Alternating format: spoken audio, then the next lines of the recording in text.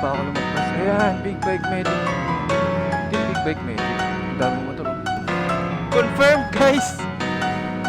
Yung nagpapalit talaga ng gulong yung problema. Nabahan ako dun ah. Parang nawala yung ano. Nawala yung brake ko sa likod. Yun oh. Oo. Uy! Sakit! Uy! Pupunta lang po ako ng Reborn Motor Shop. Pasensya na po. Nakikisabay. Grabe na nanampal talaga yung ano, pang show eh, no? PMS. Magandang araw sa inyong lahat. Tayo ngayon pupunta sa Big Bike Medic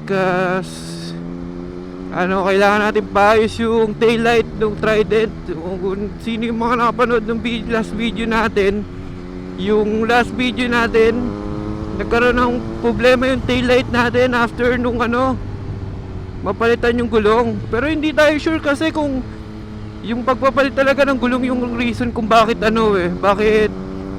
bakit nawala yung taillight. Yun lang talaga yung naisip natin agad kasi yun lang naman yung ginawa dun sa bike lately. Pero hindi tayo sure talaga kung yun yung reason.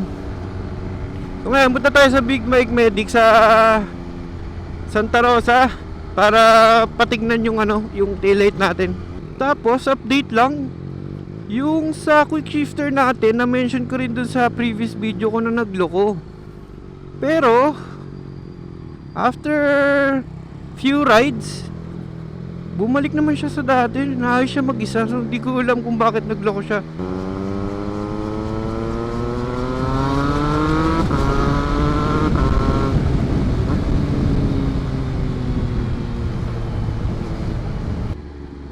Nagtatruck siguro to si kuya or nagsishow.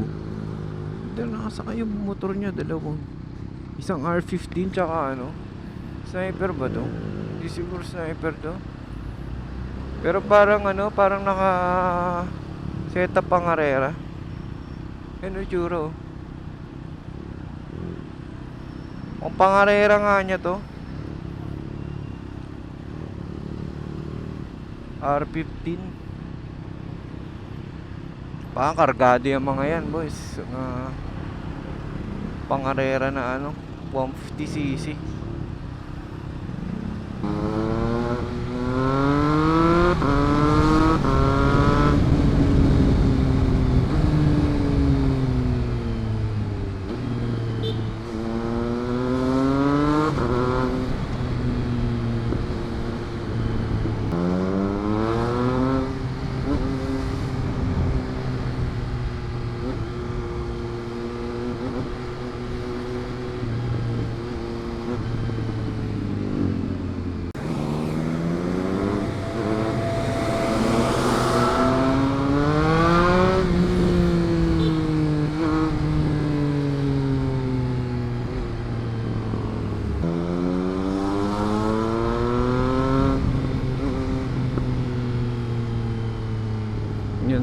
Example yan, nagloloko na naman yung quick shifter. Ayaw na naman kumagat. Di ko sure kung ano yung nagtitrigger sa kanyang hindi siya kumagat. Tanong natin sa Triumph, kasi yung Triumph lang siguro makakasagot niyan, hindi itong Big Bike Medic. Lapit na ako dito.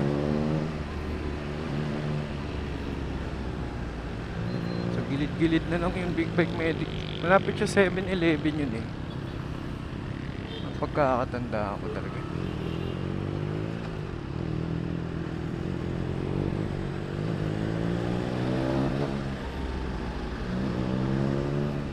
Ba yun? Parang dito bro. Dito bro. Muntik pa ako lumagpas. Ayan, Big Bike Medic. Team Big Bike Medic. Ang daming motor oh. Walk in lang daw ako. May ginagawa mga motor. Ayan, tingnan tayo dito. Tanong natin. Sabi na isa nila yung taillight. Pero yung park light bro, dito sa likod, gumagana. Tapos nung pinaandar namin kanina, umusok. So ang suspecha ni Bossing, meron daw grounded na wirings dito. Lumaki yung problema pa.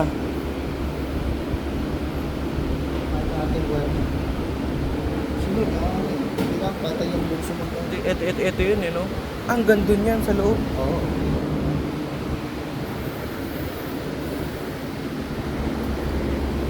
Salaanan lang nito.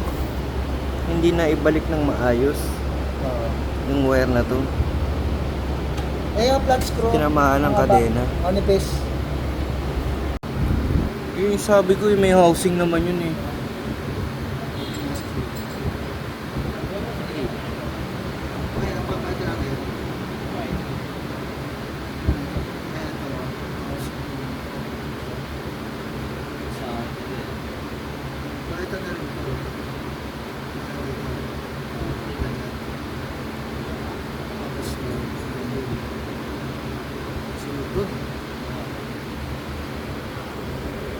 Hanggang Gagamitin pa rin natin itong socket na kami dito.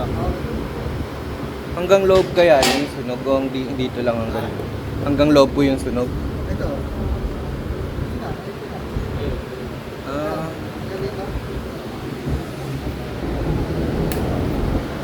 ayan na yun. Ayan yung pinagputulan nung nandun sa line. Binalitan ko kasi kailangan ko malaman hanggang sa ng extend ng ano. Eh dito mukhang ayos na siya. Nakaluto na yan. Hanggang dito. Ah. Saka magpapahaba yun. Ngasel no? Wala. Dahil sa maliit na nakakalitan ng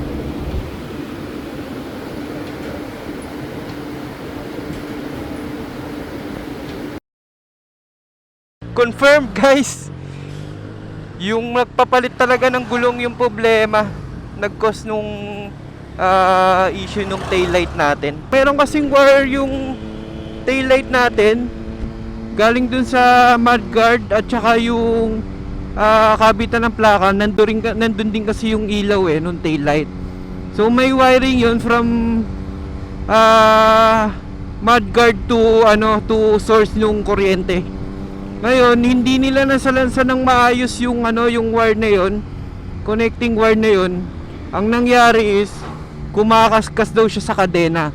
So yung unang ang hinala ng mechanic dun sa Big Bike Medic is yung una pa lang, yung unang pagalis ko pa lang dun is pumutok na yung fuse. Yun yung nag-prevent ng mas malalang problema dun sa taillight natin. So ang nangyari lang, pumutok yung fuse ko, nawala yung ilaw.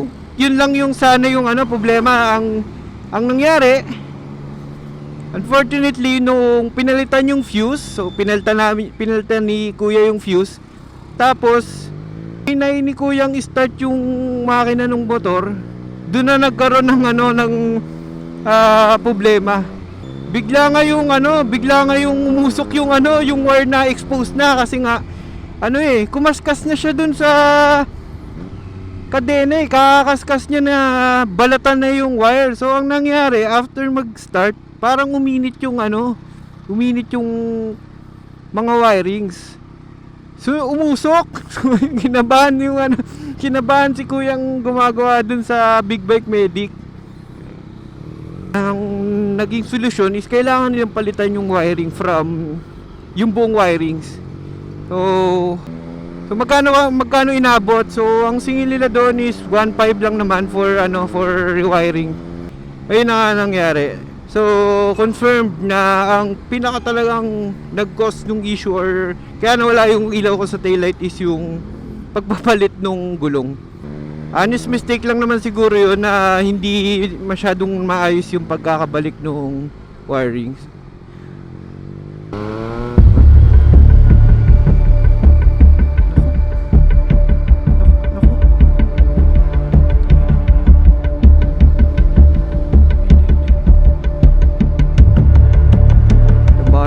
Parang nawala yung brake ko sa likod. Bumalik naman. Hindi ko alam bakit. Fortunately nga yun, nadali yung natin, yung wiring nung taillight dahil sa pagpapalit ng gulong. So okay naman na siya, naayos na siya ng Big Bike Medic. So maraming salamat din sa mga naggawa. The next day, Reborn Motorcycle Shop. So doon tayo magpapa-PMS ng Trident. nagre-reset din sila ng service indicator ng Triumph, which is hindi usual ginagawa sa ibang shop. Normally kasi kailangan mo pumunta magpa-service sa kasa para lang ma-reset yung yung service indicator nitong Trident. Ngayon hanap tayo ng ibang option or ibang motor shop na gumagawa no. Nakita natin tong Reborn Motorcycle Shop. Try lang natin kasi ito rin yung first time na magpapa-PMS ako na hindi kasa.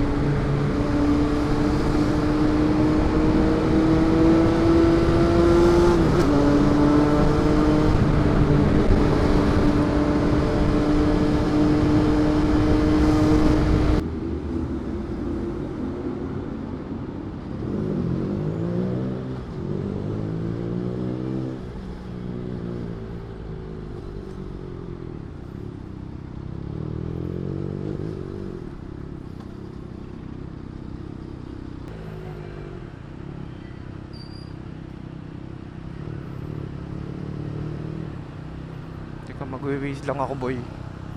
Waze lang ako. Hindi ko na alam talaga dito. Saan ako? Labas na itong bike sa Reborn Motor Shop. Ma-Reborn, diba?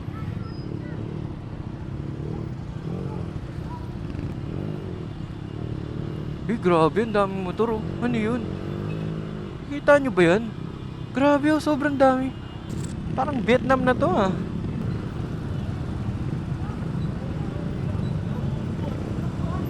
Parang magkakagrupo siguro.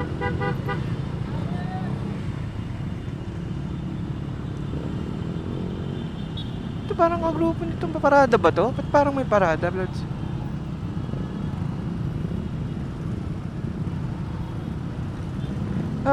Parada nga.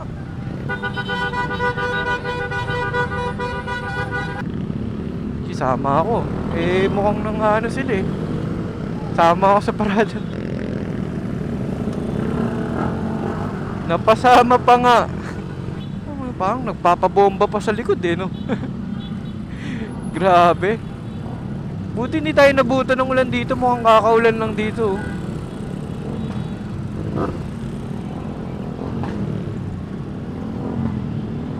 Yun oh. Oo. Boom. Uy, sakit. Uy. Grabe yun ah. Nananampal yun. Pupunta lang po ako ng Reborn Motor Shop. Pasensya na po at nakikisabay.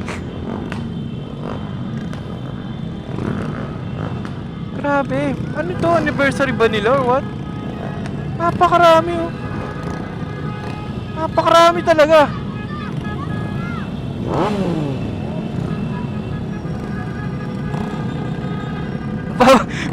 may nagpapabamba sa likod.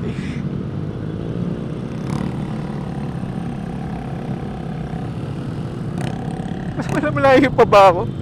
Lapit na ata ako.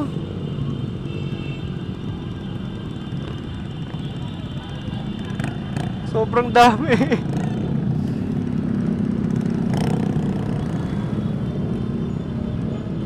Grabe. Diyos ko, Lods. Kung napasama lang po ako. Grabe, nananampal talaga yung pang show no? Wapang.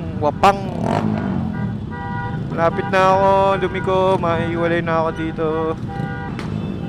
Thank you guys, bye-bye, ingat kayo. Ride safe. Ride safe guys. Lapit na ako. Roadside yun nakita ko. Ito. Ito nga ata. Ito na nga, nandito na nga ako. Marami rang nagpapagawa daw ng MT, dito MT 450 MT. Teka lang, ikot lang ako.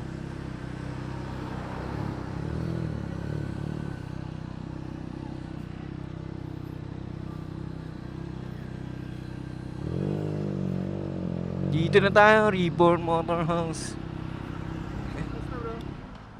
Thank you, sir. Nag-chat ako dun sa GC. Yes. PMS. Sige.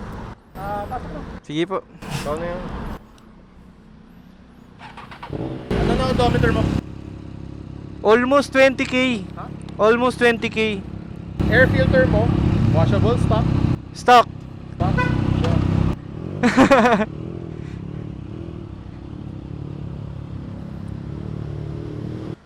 Dito lang tayo guys. So, tignan na kuya to. Then, ewan ko anong mga gagawin. Basta, check na lang lahat ng pwedeng gawin. Okay. Bahala si kuya dyan. Balikan ko lang kayo pag tapos na ako. Thank you, sir. Thank you po.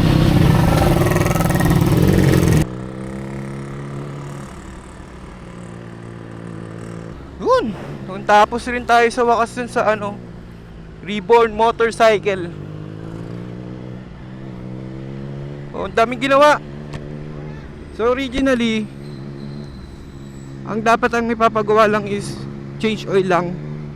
Ngayon kasi sinadjust dun sa shop na since 20,000 kilometers na raw yung tinatakbo ng motor, is palitan na rin yung, gawin na rin yung mga usual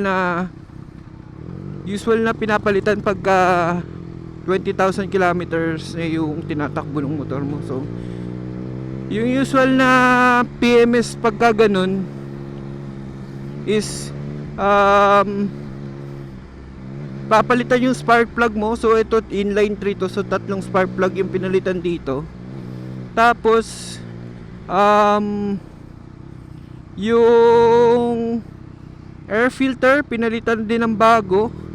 So pinalitan ng high flow air filter to. DNA yata yung brand. Tapos change ng fluids, coolant, change oil, brake fluids, etc. So lahat ng fluids pinalitan na rin. 3,600 yun yung change oil.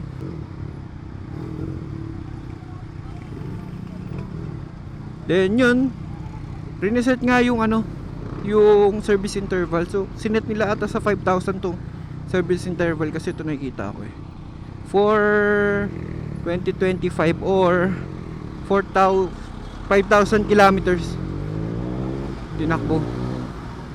Yun na yung bagong So babalik tayo ng change oil pagka naka 5,000 kilometers na tayo. So ayun, tapos na yung maintenance yung Trident for this year. So summarize lang natin lahat ng ginawa for Trident, simula nung pagpapalit ng gulong. So nagpalit tayo ng gulong. Pinalit natin gulong sa Road 5 is yung Pilot Street Radial, 15,100 yung inabot. After nun, may unexpected tayong gastos since nasira yung taillight natin, pati yung ilaw dito sa mudguard. So 1,500 yung ginastos ko dun. And then since due na rin tong Trident for PMS, so from last PMS I think may 10,000 kilometers na rin ang tinakbo nito. So magkano nga ba inabot nung buong PMS natin for Trident? So since 20,000 kilometers na yung tinakbo ng bike, yung PMS nito hindi na basta-basta change oil na lang. So ang ginawa is change oil 2,800, Repsol lang gamit na langis. Tapos reset yung service indicator. So mapapansin natin wala na yung service indicator dito, tas naka-reset na rin yung service interval. April 2025 daw, or 5,000 kilometers yung nakaset dito. So either ma-reach natin yung 5,000 kilometers or umabot tayo ng April 2025. Tapos nun, change coolant 1,800. Yung reset service 800 pesos. Then change coolant 1,800. Change coolant level natin mababa na. Hindi ko rin alam kung kailan pa huling napalitan yung coolant nito. So most probably talagang na siya, mababa na yung coolant level. Then I think brake fluid, kasi napansin ko mababa na rin tong brake fluid natin. Pinalitan din nila to, so nagtap din, nagdagdag din ng brake fluids. And then nagpalit din ng spark plug. So since inline 3 yung bike, tatlong spark plug yung pinalitan, inabot ng 3,200. So ang pinalit is Iridium yung brand. And then lastly, nagpalit tayo ng air filter. So ang pinalit dito is DNA high flow air filter. So 5,500 yung inabot nung air filter na yon. In total, inabot tayo ng 14,100 dito sa 20,000 kilometer na PMS na itong bike. So pagka mga gantong mileage na yung Trident nyo, expect nyo ganito rin yung magiging presyo ng PMS nyo. Kasi medyo madami nang kailangang palitan at 20,000 kilometer, or marami na rin pwedeng i-check. Dito pala sa 14,100, wala pa dito yung hindi ako nagpalit ng brake pad, since hindi naman sinuggest nung nung shop na magpalit daw ako ng brake pad. So makapal pa raw yung brake pads ko, front and rear. So in total, magkano yun? 15,100, 14,000. So that's 30,000. Tapos plus 1,500. So overall, mastos tayo ng 31,500 pesos for palit ng gulong, ayos ng taillight, and PMS ng buong bike. Well, for next PMS na ito, 5,000 kilometer, hindi naman natin nagagawin ulit yung lahat ng yon. Most probably, ang papalitan lang neto is change oil lang. So, I assume nakada 20,000 kilometer yung ganong kind of PMS. So, ang next natin, 40,000 kilometer. Ayan. Maraming salamat dito sa tumapos ng vlog na ito. At kita-kita tayo sa next content. Peace out.